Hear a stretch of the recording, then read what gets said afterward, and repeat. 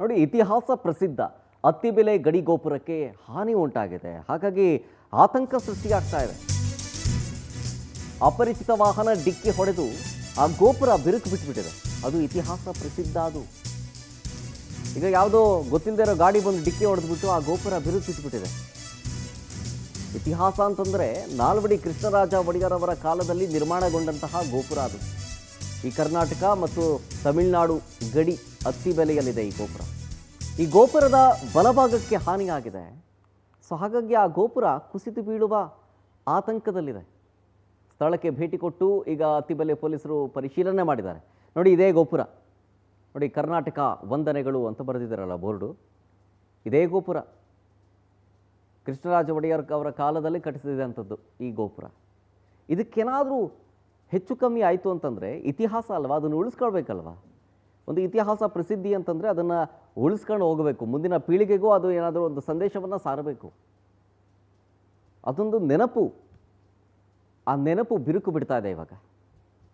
ಆ ಉಡುಗೊರೆ ಆಗಿರ್ಬೋದು, ಆ ಕೊಡುಗೆ ಆಗಿರ್ಬೋದು, ಬಿರುಕು ಬಿಡ್ತಾ ಇರೋದ್ರಿಂದಾಗಿ ಆತಂಕ ಮೂಡ್ತಾ ಇದೆ.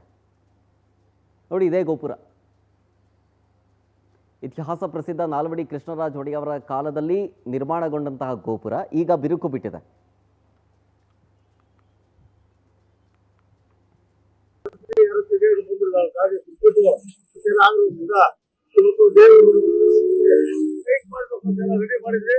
ಅದಕ್ಕೆ ಅಧಿಕಾರಿಗಳ ಸ್ಪರ್ಶೆ ಬೇಡ, ನಾವೇನ್ ಬೇಕು ಮಾಡ್ಕೊಡ್ತೀರಿ, ಆತ ಬೇಡಿ ನಾವಿದ್ದೀರಿ ಅಂತ ಹೇಳಿ ಪೊಲೀಸ್ ಅಧಿಕಾರಿಗಳು ಹೇಳಿ ಮಾತಾಡಿ ಏನ್ ಬೇಕು ನಾವು ಮಾಡ್ಕೊಡ್ತೀವಿ. ದಯವಿಟ್ಟು ನಮ್ಗ ಅವಕಾಶ 50 ವರ್ಷ ಮಾಡಬೇಡಿ.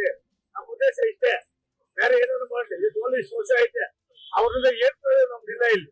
ಸುಮ್ಮನೆ ನಮ್ಮ ಪ್ರತಿನಿಧಿ ರಾಘವೇಂದ್ರ ಫೋನ್ ಸಂಪರ್ಕದಲ್ಲಿ. ರಾಘವೇಂದ್ರ, ಇತಿಹಾಸ ಪ್ರಸಿದ್ಧ ಗೋಪುರ ಅಂತಂತಂದರೆ ಅದನ್ನು ಉಳಿಸಿ ಬೆಳೆಸಿ ಅದನ್ನು ಕಾಲಕ್ಕೆ ತಕ್ಕಂತೆ ಅದನ್ನು ರಿಪೇರಿ ಮಾಡುವಂಥ ಕೆಲಸಗಳಾಗಬೇಕಾಗಿರುತ್ತೆ. ಆದರೆ ಇಲ್ಲಿ ಯಾವುದು ಕೂಡ ಆಗಿಲ್ಲ.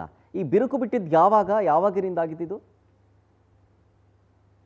ಈ ಒಂದು ಬಿರುಕು ಬಿಟ್ಟಿರುವಂತ ಒಂದು ಇದಾಗಿದ್ದು, ಯಾವ್ದೊಂದು ಲಾರಿ ಒಂದು ಗಡಿ ಗೋಪುರಕ್ಕೆ ಬಂದು ಡಿಕ್ಕಿ ಹೊಡೆದಿದೆ. ಅಪರಿಚಿತ ಒಂದು ಲಾರಿ ಬಂದು ಡಿಕ್ಕಿ ಹೊಡೆದು ಅವನು ಮತ್ತೆ ವಾಪಸ್ ಹೊರಟೋಗಿದ್ದಾರೆ. ವಾಹನ ಯಾವುದು ಅಂತ ಕೂಡ ಗೊತ್ತಿಲ್ಲ. ಕಳೆದ ಬಾರಿಯೂ ಕೂಡ ಈ ಒಂದು ಗಡಿ ಗೋಪುರಕ್ಕೆ ಒಂದು ಲಾರಿ ಡಿಕ್ಕಿ ಹೊಡೆದು ಗಡಿ ಗೋಪುರದ ಎಡಭಾಗ ಸಂಪೂರ್ಣವಾಗಿ ಡ್ಯಾಮೇಜ್ ಆಗಿತ್ತು.